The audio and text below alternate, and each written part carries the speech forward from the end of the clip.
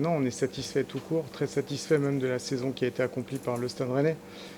Évidemment, la saison elle a été faite de haut et de bas, elle s'est bien terminée. Et encore une fois, qu'on a eu l'occasion de le dire samedi, voilà, on est très content du résultat final.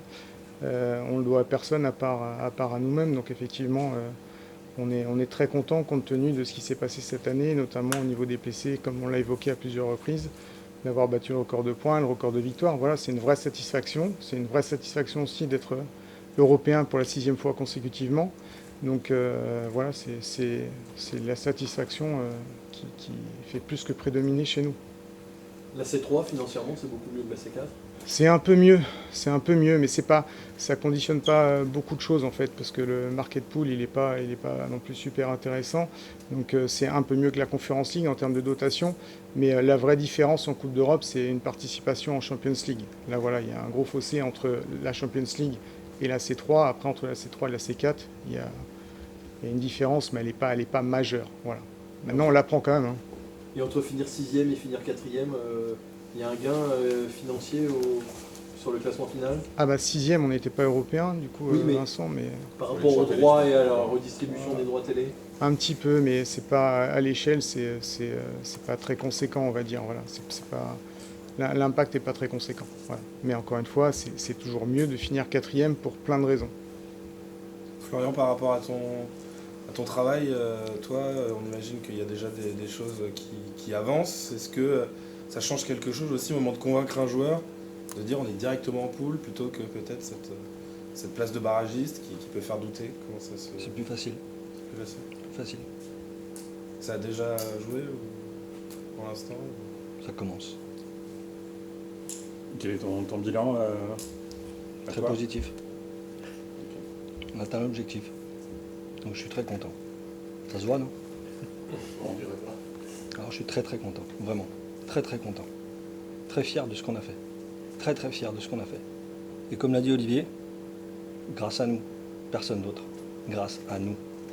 Au groupe qu'on a composé, ceux qui n'ont pas joué, ceux qui peut jouer, ceux qui ont tout joué. Staff, tout le monde. Tout le monde, tout le monde. Donc je suis très très fier de ça. Très fier. Encore plus que la saison passée. Tu disais après le match, on voyait dans une vidéo du club qu'il y avait du soulagement, Florian, parce que voilà, ça aurait pu, vous auriez pu ne pas être européen selon le scénario de la dernière journée. Est-ce qu'il y a eu un moment dans la saison où il y a peut-être eu des inquiétudes? Alors vous avez continué à travailler, vous l'avez dit, mais est-ce qu'il y a pu avoir une inquiétude à un moment? Mais depuis que je suis arrivé, il y a des inquiétudes au milieu des saisons. C'est normal. Voilà. C'est normal. On sait qu'une saison, c'est pas linéaire. On le sait très bien. Voilà. Ce qu'il y a, c'est qu'il faut être solide, il faut être costaud. Voilà. Il faut être. Il faut être résilient. Voilà. Et avoir du courage. Voilà. D'affronter les choses. Ce qu'on a fait. Ce qu'ils ont fait. Parce que nous, on n'est pas joueurs. Mais on est avec eux. On a été avec eux tout le temps. Voilà. Et ça, je pense qu'ils l'ont compris. Et c'est grâce à ça qu'on s'en sort. Parce qu'on a un groupe qui est très fort. Très fort. On parle, je vous ai entendu. Ma expérience, pas de caractère, pas tout ça. Aujourd'hui, on est là, avec l'équipe qu'on a formée depuis quelques années maintenant. Et ils ont montré qu'ils en avaient. Vraiment qu'ils en avaient. Et ça, faut pas l'oublier. Sur l'expérience, Bruno aussi, en cours de saison, a pointé un manque de maturité peut-être de la part du groupe. Vous en avez discuté? Oui, bien sûr, on a échangé, parce que j'échange. Du moins, j'ai appris pendant la saison que j'avais des problèmes avec Bruno Genesio. Je l'ai appris. Je savais pas. Je suis ami depuis 30 ans avec Bruno Genesio. Donc c'est pas une mauvaise décision, un choix de mercato qui va me poser des problèmes de relation avec Bruno. Jamais, jamais. Ça va au-delà de ce qu'on peut penser. Donc j'aurai jamais de problème avec lui. On peut être en désaccord, ça c'est clair, mais j'aurai pas de problème. Mon amitié avec Bruno, ça sera pas lié, elle se désunira pas. On sera toujours ensemble. Et comme je vous dis, on peut avoir des différences, des divergences, mais c'est mon ami et ça restera mon ami avant Rennes, après Rennes et bien après. Voilà. Donc voilà. Donc après, oui. On peut imaginer que sur certains matchs, on a peut-être manqué un peu d'expérience. Mais c'est la saison qui est comme ça. Voilà. Mais quand notre début de saison, il a été très très bon avec 17 matchs sans défaite, évidemment que tout n'a pas été parfait non plus. Mais on a eu des résultats et on a travaillé. Et on a travaillé sur ce qu'on pouvait faire du mieux possible pour pouvoir avoir les meilleurs résultats possibles. Et je vous l'ai dit, on l'a fait ensemble, tous ensemble ici, au sein du club. Voilà, tous ensemble. Où est-ce que tu identifies le point de bascule sur la fin de saison? Parce que vous finissez avec 5 victoires en 6 matchs, 4 d'affilée, vous reprenez 9 points à Monaco. Qu'est-ce qui Qu'est-ce qu'elle fait, qu'elle a cliqué pour finir en trône comme ça? Mais c'est parce qu'on y a cru. Parce qu'on y a cru. Voilà, on y a cru à l'intérieur du club. Tout le monde y croyait. De la secrétaire au tonton, au capitaine, au gardien, tout le monde y a cru. Tout le monde y a cru au sein du club. Il n'y a qu'à l'extérieur qu'on ne croyait pas. Mais on savait qu'on était capable de le faire. On l'a toujours su qu'on était capable de le faire. Alors c'est sûr que ça se joue sur des petits détails. Mais le résultat, il est là. Le résultat, il est là. On l'a fait. Voilà, on l'a fait. Parce qu'on l'a cru. Parce qu'on y a cru. Ça, c'est un levier qui est souvent utilisé. Nous, contre le reste du monde, ils ne croient pas en nous, mais nous, on croit en nous. Mais évidemment. Mais on est obligé de croire en nous. On est obligé de croire en ce qu'on a fait. Sinon, on serait parti, du moins au bout de 5 défaites, on serait parti. Moi, je serais parti, Olivier serait parti, Bruno serait parti. Mais ça, ça marche pas comme ça. Il faut être résilient. Voilà, il faut être déterminé. Et c'est comme ça qu'on y arrive. On peut avoir l'année prochaine, je ne sais pas ce qui va se passer. On pourra peut-être louper notre saison. Mais ça fait partie de la vie. Ça fait partie d'un club, des fois, de ne pas réussir à être en Coupe d'Europe ou pas atteindre l'objectif. Mais c'est comme ça. Mais ça ne veut pas dire que ça ne travaille pas. Et ça ne veut pas dire qu'on n'a pas d'ambition. C'est ça que je veux dire. En fait, pardon, juste pour ajouter ce que vient de dire Florian, c'est ce qui nous a quand même affecté et surpris, c'est qu'il n'y ait pas davantage de mesures. Voilà, en fait, aujourd'hui, c'est à l'image de la société. Tout le monde est très exigeant, il faut tout de suite. Malheureusement, ça ne marche pas comme ça. Et un tout petit peu de mesure, un tout petit peu de recul, aujourd'hui, je pense que ça ferait pas de mal. Encore une fois, on n'est pas là à fanfaronner sur le résultat. La 4e, vous avez vu, on n'est pas contre tout le monde, en fait. C'est pas notre façon de voir les choses, mais par contre, de réclamer un peu de mesure. Encore une fois, on s'aperçoit, quand vous faites le bilan de la saison, vous pouvez reprendre tous les clubs, ils ont eu des moments de contre-performance. Si on prend que la dernière journée, alors vous allez me dire qu'il n'y avait pas d'enjeu, mais ça n'empêche que Clermont a été gagné à Paris, personne ne l'attendait, que Marseille perde à Ajaccio, personne ne l'attendait, et puis personne n'attendait que Lille n'aille pas s'imposer à 3. Donc au final, ça fait beaucoup de choses auxquelles personne ne s'attendait. Et finalement, ça s'est produit. Et ça, on peut le faire, vous pouvez le faire dans tous les championnats, dans quasiment toutes les journées. Et c'est ça qui crée la passion aussi au niveau du football. Et ce qu'on essaye de dire aussi, c'est que, en fait, de faire un bilan tous les 8 jours, ça n'apporte rien. Le bilan, on le fait à la mi-saison. Enfin, pour moi, il faut en faire un à la mi-saison, puis un en fin de saison. Où là, effectivement, on peut se dire les choses, reconnaître les erreurs des uns et des autres. Il n'y a pas de souci, même aujourd'hui, encore une fois. On n'a pas tout bien fait. Mais concrètement, sortir 4e avec, on ne va pas bassiner les gens avec des chiffres, mais on l'a déjà dit, le nombre de victoires battues, le nombre de points battus, etc. La 3e attaque, 3e défense. Enfin, ça fait quand même preuve d'une certaine régularité au final. C'est ça, pour moi, ce sont les éléments sur lesquels, en fait, on peut échanger aujourd'hui. Parce que c'est tangible, c'est sur une saison. Tous les 8 jours, même quand vous faites 1, 2, 3, 4 performances, évidemment que vous avez des doutes, le doute s'installe. Mais comme l'a dit Florian, et heureusement, on a été très solidaires et on a cru en nous. Et on n'est pas contre le reste du monde. On entend les critiques, on n'est pas sourd, on n'est pas aveugle. Mais elles ont peut-être été un peu, à mon sens, à notre sens, un peu exacerbées. Voilà, pour moi, c'est... Est-ce que c'est pas aussi bon signe que l'environnement, les observateurs, les supporters aussi soient plus exigeants avec le club? Ça montre que le club grandit. Et question aussi parallèle, est-ce que vous avez un regret particulier sur la saison? Je pense notamment à la Coupe d'Europe, parce que ça fait partie peut-être des choses que vous auriez aimé que ça se passe mieux par rapport aux objectifs. On aurait souhaité évidemment se qualifier contre Donetsk, forcément. Évidemment qu'on avait un objectif d'aller plus loin. En plus, quand on voit le déroulement du match aller, du match retour surtout, on est très frustré. Voilà, on n'est pas satisfait de ce parcours en Coupe d'Europe. Compte tenu de l'adversaire et des événements, non. On voulait aller plus loin. On aurait dû aller plus loin sur ce terrain-là. Par rapport à l'exigence, on voit que ça vraiment grandit et s'installe peu à peu dans ces clubs qui sont... Voilà, on voit que Lyon, Marseille, c'est aussi des clubs qui sont sans cesse mis en question, critiqués. Ça peut aussi être considéré comme un bon signe, mais ça devrait se place comme un... Non, mais bien sûr. Bien sûr, après Clément, l'exigence, c'est bien que les autres, entre guillemets, ou les personnes extérieures nous la mettent, mais on se la met aussi, hein, sincèrement. Tous autant qu'on est au niveau du club, on est très exigeant avec nous-mêmes, on s'investit beaucoup, on ne triche pas. Mais après, ça fait partie des règles du jeu. Et puis, comme tu le dis, c'est plutôt bon signe. Ça veut dire qu'on vise de plus en plus haut. Après, c'est toujours pareil. Plus on va haut et plus c'est difficile de faire mieux. Voilà, mais ça reste notre objectif, évidemment, de mieux faire de saison en saison. Après, arrive un moment donné, c'est que plus on va haut, avant de faire mieux, il faut déjà faire pareil. Voilà, clairement. Et c'est pas manquer d'ambition que de dire ça, à mon sens. Florian, on te sent en colère, tu l'as dit, tu trouves, toi qui es dans le foot depuis longtemps, que les critiques ont été plus dures cette année à vivre? Peut-être que je les ai plus lues. et peut-être que j'étais pas habitué au réseau. Et voilà, mais je vous ai trouvé, je vais dire, très sévère, même méchant des fois. Certains se prenant pour des entraîneurs, pour des directeurs sportifs, pour des recruteurs. C'est pas votre métier. Vous avez le droit de critiquer. On a le droit d'être jugé et critiqué, mais pas à la semaine, mais pas semaine après semaine. Voilà. Franchement, j'ai trouvé que c'était disproportionné. Alors peut-être que c'est nouveau pour moi, peut-être que c'est... j'ai été critiqué à Lyon, il n'y a pas de problème, c'était le cas. Il y a un peu moins de réseau à l'époque, peut-être que j'étais moins attentif à ça, mais je trouve que par rapport à ce qui est mis en place depuis quelques temps au Stade Rennais, je trouve que vous avez, entre guillemets, certains, je ne vais pas dire tous, certains ont eu des jugements hâtifs sans savoir ce qui se passait vraiment à l'intérieur du club. Et voilà, et les jugements, du moins les bilans, on les fait, comme l'a dit Olivier, on les fait à la fin de la saison. J'ai vu un bilan à la 29e journée. Johan Rigaud, sur l'équipe.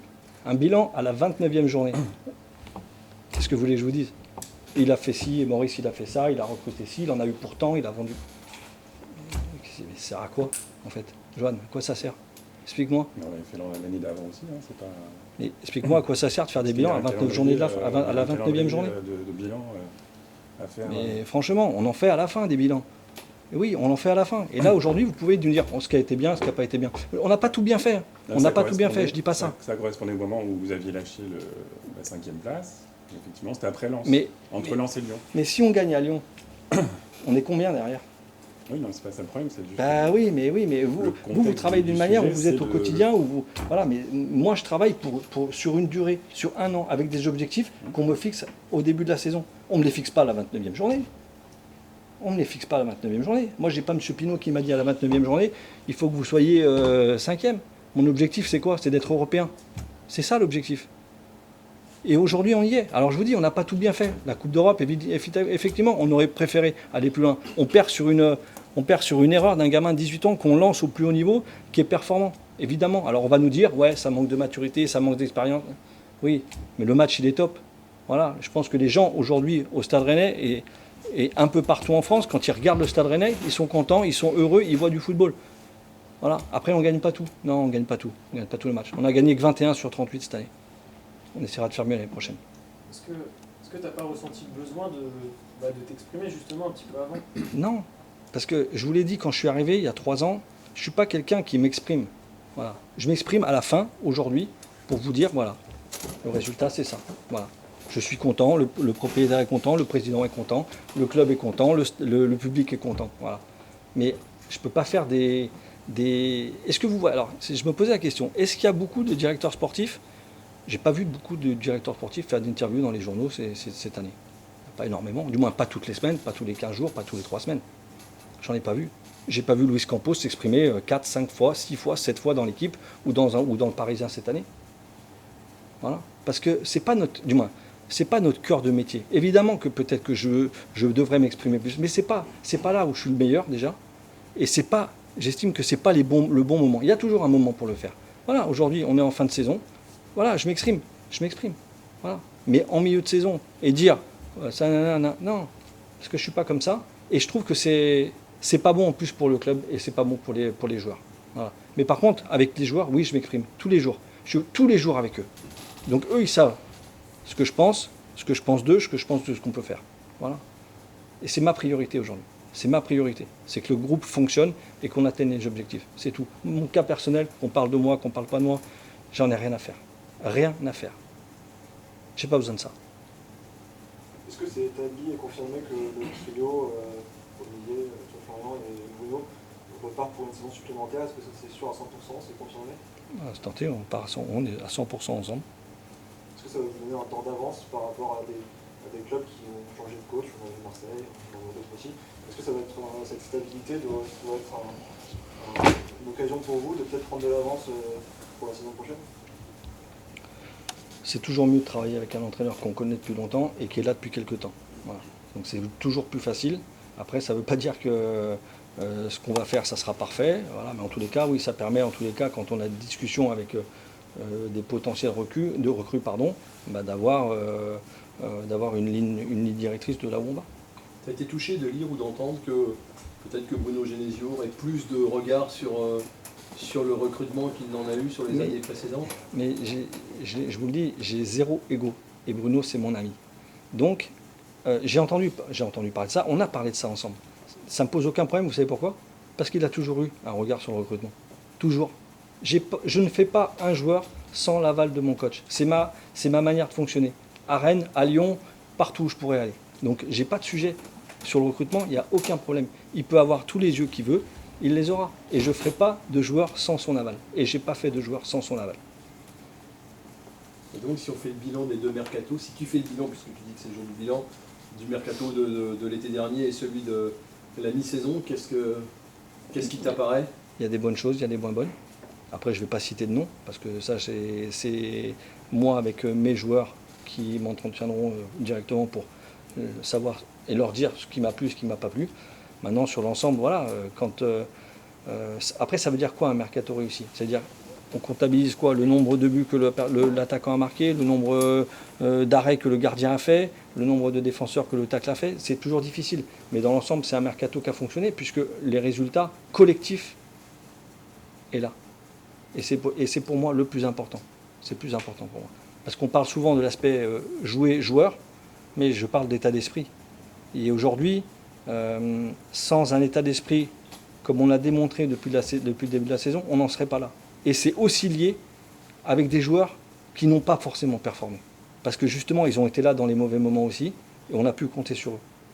Donc un mercato, ça ne se juge pas simplement par le nombre de buts qu'a mis Amine Gouiri ou par le nombre de buts qu'a mis Arnaud Kalimundo. C'est pas seulement ça. Il y a quelque chose qu'on cite assez rarement aussi, mais là je fais mon mea culpa. Votre avantage, c'est la gestion des contrats au Stade Rennais, avec des contrats assez longs pour les joueurs majeurs. Est-ce que c'est une politique que vous entendez poursuivre et voilà, faire en sorte que, parce qu'il n'y a que Amari finalement en fin de contrat, le reste va bien, mais voilà, ça fait partie aussi de la politique aujourd'hui du Stade Rennais. On n'est pas seulement sur le recrutement, mais aussi sur cette gestion plus long terme. Tout à l'heure, Clément a parlé de stabilité au niveau de la direction. On pense qu'au niveau de l'effectif, avoir un effectif qui est globalement stable, ça nous aide à améliorer la saison suivante, parce qu'il y a déjà des automatismes sur le terrain, en dehors du terrain. On pense, nous, que évidemment les aspects individuels sont importants, mais ce qui est primordial, c'est le collectif. Donc c'est un équilibre à trouver entre garder une souche très importante de quelque chose qui fonctionne bien, mais en même temps, il faut aussi régénérer un groupe chaque saison. Voilà. Donc c'est un équilibre qui est précaire, mais effectivement, le fait de ne pas avoir trop de fin de contrat, c'est voulu de la part du club, effectivement, de garder cette stabilité-là aussi au niveau des acteurs qui sont sur le terrain. C'est-à-dire que les joueurs en contrat long sont forcément par définition intransférables, même si on sait que ça n'existe jamais dans le football. Mais... Non, bien sûr que non. Non, c'est pas une garantie. Ça peut nous aider davantage à les conserver, ou alors si jamais il y a un club qui vient nous attaquer, forcément plus il y a d'années de contrat et normalement plus le montant de l'indemnité de transfert est importante. Mais voilà, quand un joueur a 3-4 ans de contrat devant lui chez nous, les clubs qui viennent le chercher, ils réfléchissent avant de toquer à la porte. François mentionnait tout à l'heure le cas de Amari. Bruno nous a dit en conf samedi que ça devrait assez vite. Qu'est-ce qu'il faut comprendre par ça exactement? Qu'une décision sera prise dans la semaine. Vous êtes optimiste Je sais pas si... En fait, je veux dire, je sais pas, c'est du 50-50. C'est dans les mains d'Amari. Voilà. Après... Le club a envie de le voir rester. Oui, il y a une volonté, parce que voilà, Marie, c'est un top joueur, c'est un super joueur. Après, voilà, il y a et j'ai eu la même conversation avec lui, c'est que il y a une réflexion sur un individu et un joueur, et il y a une réflexion club qu'on doit avoir également. Parce que derrière, j'ai un jeune joueur à qui je trouve énormément de potentiel, qui fera 23 ans cette année et qui a envie de jouer.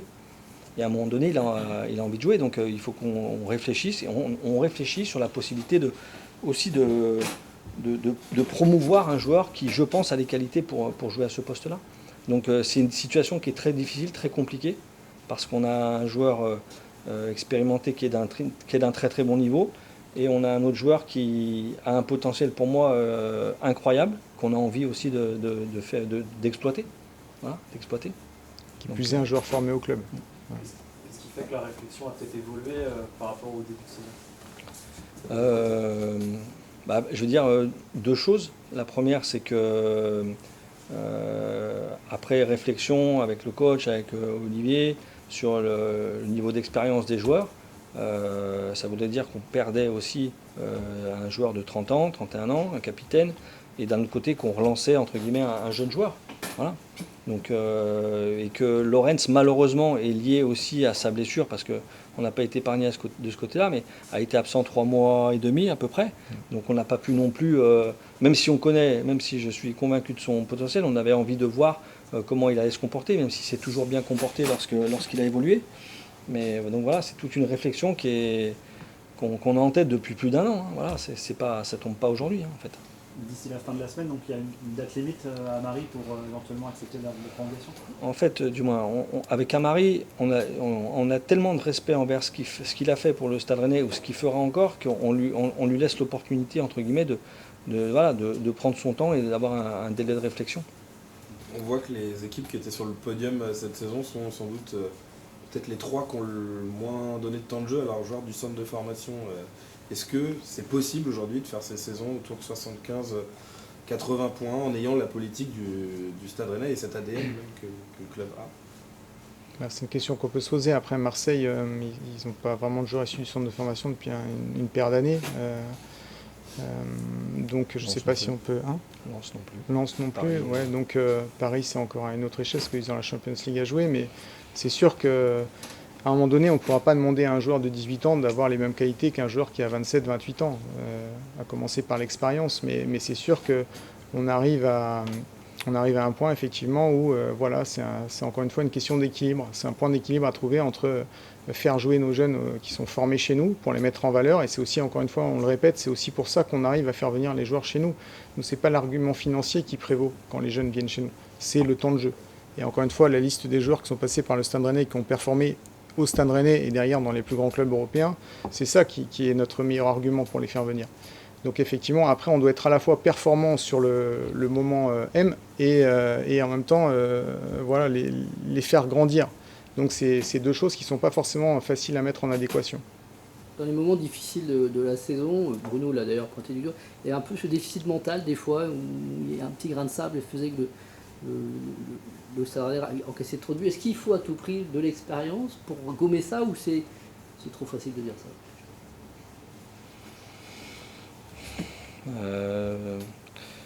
Je pense que l'aspect mental est très très important dans le football. Pas simplement les aspects techniques, tactiques, c'est très important. Mais on peut avoir un joueur très jeune, mais très mature.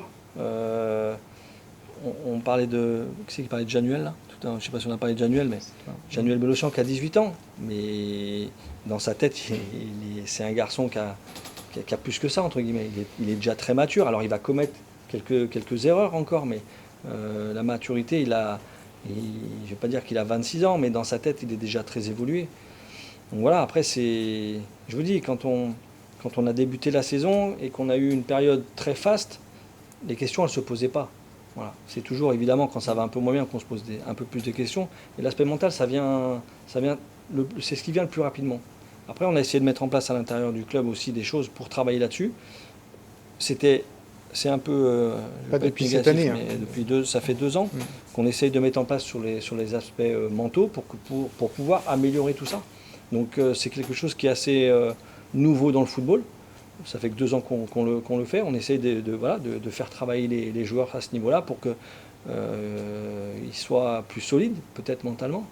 Mais voilà, je pense qu'on essaye du moins de trouver des paliers à ça. C'est pas facile tout le temps. Mais en tous les cas, on essaye de mettre en place les choses pour qu'on puisse gagner là-dessus. C'est quelque chose qui est difficile à identifier pour une recrue. Ça se fait à l'instinct finalement.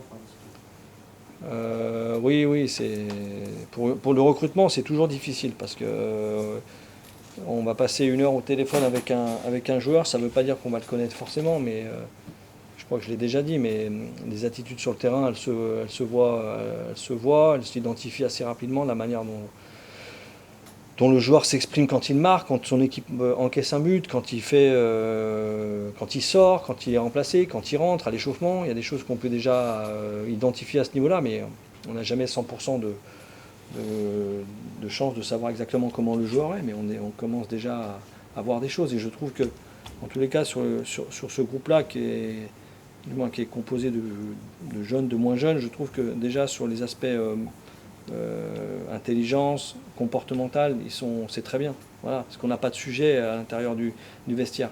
Il aurait pu y avoir des moments où ça bagarre un peu, ou voilà, mais tout le monde s'est toujours bien comporté. Et ça, c'est quelque chose qui est important. Et je l'ai dit au début, c'est aussi grâce à ça qu'on en est là aujourd'hui. Et qu'on a réussi sur les 4 derniers matchs à faire ce qu'il fallait pour revenir. Après, il a fallu, oui, que Monaco perde, que Lille perde, mais ils ont perdu. Comme nous, on avait pu perdre avant. Deux questions en une, est-ce que vous pensez à lever l'option d'achat de Jorodon et est-ce que vous avez nommé de Séville pour cette deux? Alors non, c'est parti, on arrive sur le mercato, donc ça a déjà commencé. J'ai vu aussi à l'écran que l'option d'achat de Loïc était levée, mais à ce jour, on n'a pas reçu confirmation du FC Séville sur cette option d'achat. Sur l'option d'achat de Redon, de Joe, je vais laisser Florian s'exprimer. Il y a une option d'achat qui est très élevée.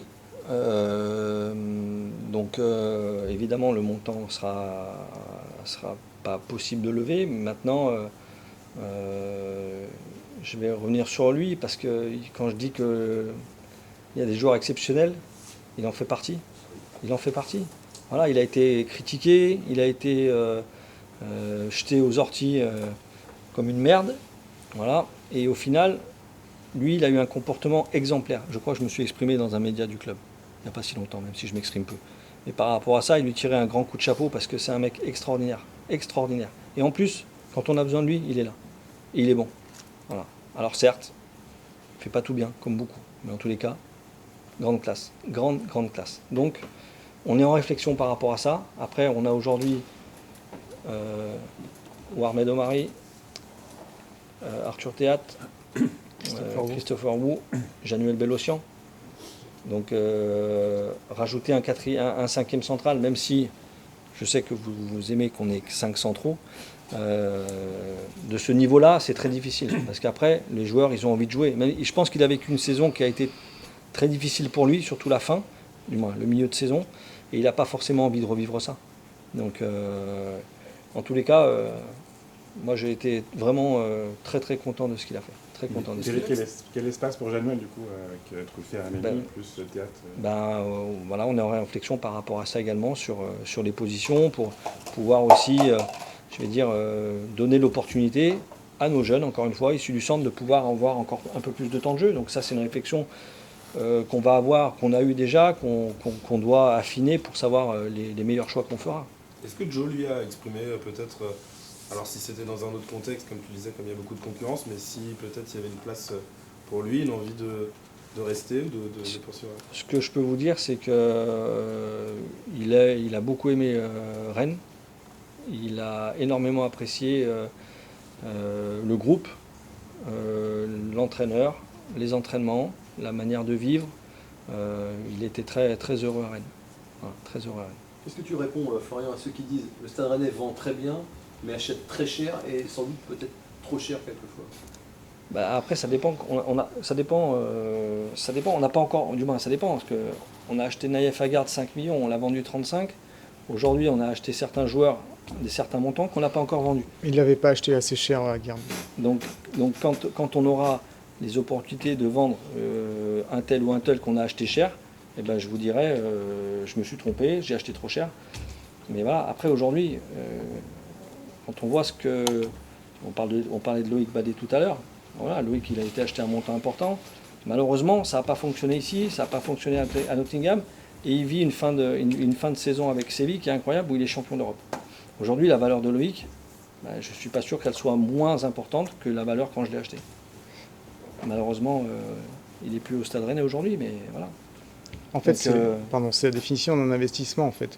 On sait ce qu'on achète au départ, mais tant qu'on n'a pas vendu, on ne connaît pas en fait la valeur de ce qu'on a acheté.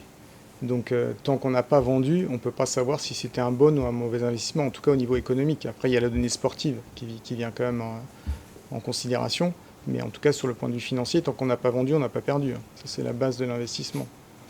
L'an dernier, Bruno Genesio disait qu'il aurait aimé un central un peu physique, un peu box-to-box, Et ça s'est pas vraiment fait. Là, cette année, est-ce que c'est quelque chose que vous pointez, sachant qu'il y a aussi, Tcheka sera revenu quand même, il reste un peu de contrat, qu'il y a Leslie et qu'il y a Baptiste qui est revenu à un niveau excellent. Je vous dis, on est en réflexion sur l'effectif pour se poser les bonnes questions, ce qui a marché, ce qui n'a pas marché. Là, on vient de terminer, donc voilà, on s'est vu ce matin, on a discuté, mais pas forcément de l'effectif à proprement dit, mais on va essayer d'améliorer une nouvelle fois le groupe de la meilleure des manières pour continuer à être performant la saison prochaine. Il y a des postes que tu as pointés déjà, où là tu te dis oui, il faut.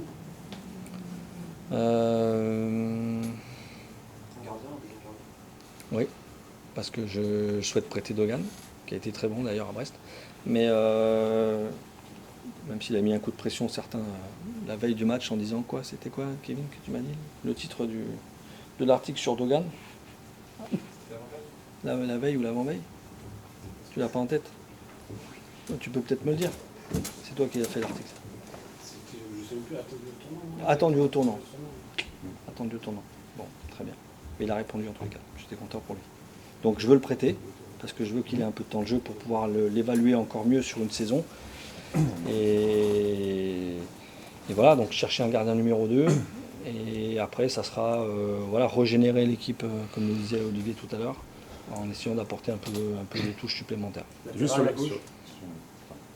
Ça va prendre des départs. Pour l'instant, oui. Pour l'instant, j'ai mes 2 latéraux, plus Januel, qui peut jouer un rôle à ce poste-là. Donc, c'est des questions qu'on se pose. Est-ce qu'il faudra un attaquant supplémentaire On a marqué combien de buts cette année? 60, un peu moins de 70, 67. 68. Bonne attaque. Moins bonne que l'année dernière, avec Martin Terrier en moins, qu'on aurait marqué peut-être une dizaine. Donc ça fait 78. L'année dernière, on a marqué 82. 82 en championnat l'année dernière et 102 avec la Coupe d'Europe. Sur l'aspect numérique, Et numérique, en fait, du moins, je crois. Oui. on va avoir Kalimundo, Goury, retour de Martin, Ablink, Salah, même si c'est pas un centre, il joue pas axe. Donc voilà, en termes de nombre, je pense qu'on a le nombre suffisant. Après, est-ce qu'on peut parler en termes de morpho? Voilà. Là, peut-être, on se dit, est-ce qu'il nous faudrait peut-être un attaquant un peu plus grand pour mettre des têtes? Ok. Combien de fois on fait de centres par match? Des vrais centres pour des joueurs de tête? 2, 3, coup de pied arrêté, peut-être. Mais en fait, on a souvent envie de ce qu'on n'a pas. Voilà. On a eu à un moment donné un grand, il était là, il ne jouait pas beaucoup. Donc voilà, après c'est des choix qu'on fera, mais je ne suis pas certain aujourd'hui, en tous les cas, que la nécessité d'avoir un attaquant supplémentaire soit réelle.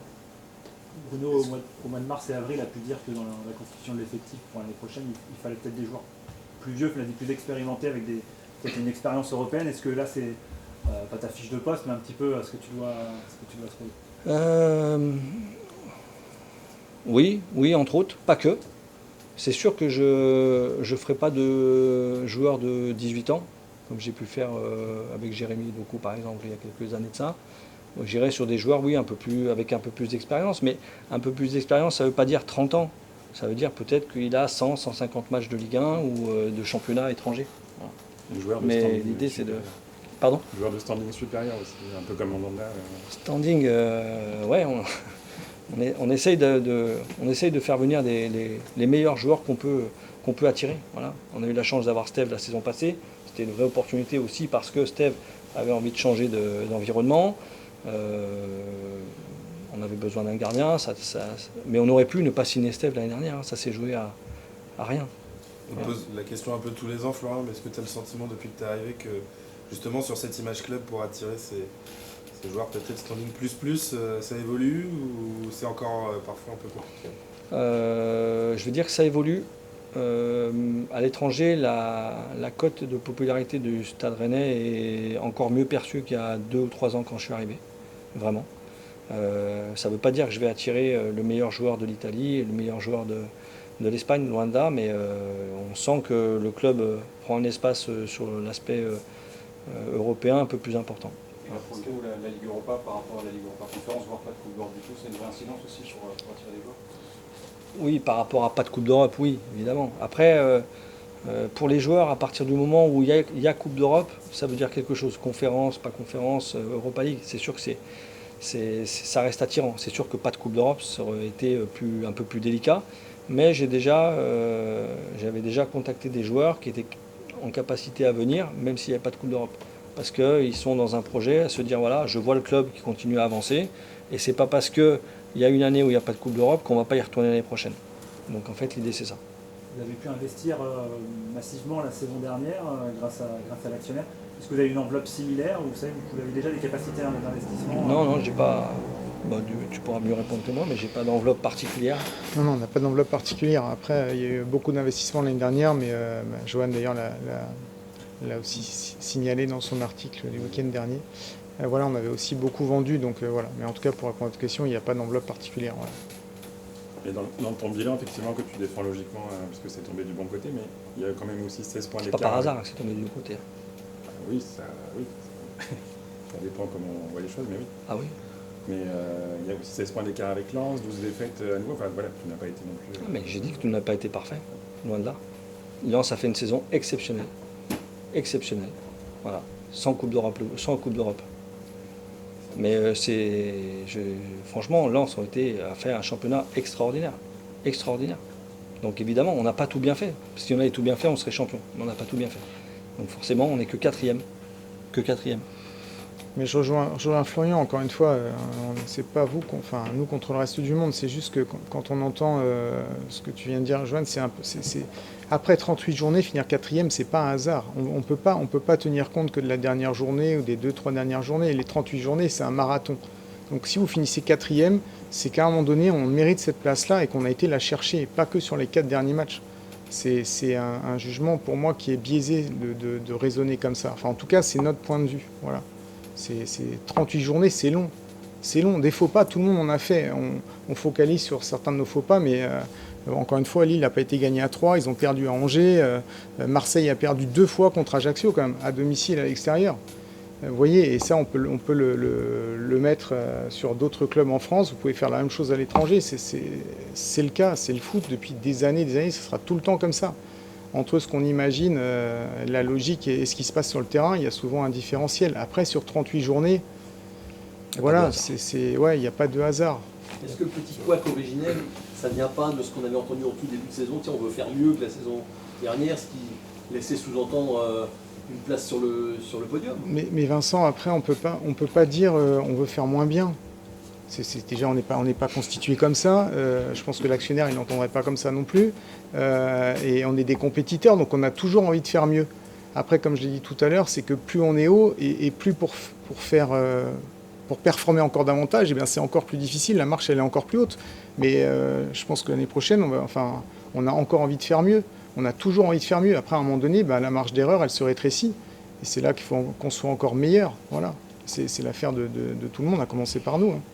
Sur les blessures, votre saison a quand même été, on l'a répété, très marquée par ces nombreuses blessures. Déjà, vous deux qui avez connu plusieurs clubs, est-ce que vous aviez connu, on va dire, une telle succession de malheurs? Et surtout, est-ce qu'il y a eu une forme de bilan de fait au club en se disant est-ce que c'est tant que ça le hasard ou est-ce qu'il y a autre chose et il faut qu'on ait une réflexion sur ou la prépa ou des manières de fonctionner? Mais c'est clair, moi personnellement, j'ai pas connu autant de blessés dans les clubs où je suis passé. Dieu sait que j'ai fait quelques clubs. Évidemment, alors là pour le coup, on fait des bilans, mais on en fait un en fin de saison, mais on les fait toutes les semaines, voire tous les jours en fait. Parce qu'aujourd'hui, les joueurs en fait, ils sont fléchés, suivis, mais tous les jours. Après chaque entraînement, pendant chaque entraînement, et évidemment d'avoir autant de blessés longue durée, entre 3 et 6-7 mois, ça nous a fait plus que nous interpeller effectivement. Donc on échange au quotidien et toutes les semaines avec le service médical, avec la réalisation, avec les prépas physiques, avec aussi au niveau diététique pour savoir un peu, on regarde un peu tous les paramètres qui peuvent expliquer le pourquoi du comment. Après, on a certains blessés, c'est sur des chocs. Donc là, à partir de là, il y a pas, on n'a pas eu de blessure musculaire à part Amari. Les autres, c'est des ligaments. Non, mais le nombre de blessés, il n'a pas été plus important que les saisons précédentes. Sauf que c'est les durées qui ont été le plus important. Voilà, avec des traumas, je vais dire, non musculaires, articulaires. Donc on peut tout faire, bien manger, bien s'entraîner, mais Si on prend un choc, on se fait tacler et que ça ne résiste pas, voilà, c'est des coups comme ça qui nous sont arrivés cette année, avec des durées très longues, minimum 3 mois, 3 mois et demi. Donc c'est surtout ça. Mais sur le nombre de blessés, vraiment sur une saison complète, il n'y a pas beaucoup d'écart avec les saisons précédentes.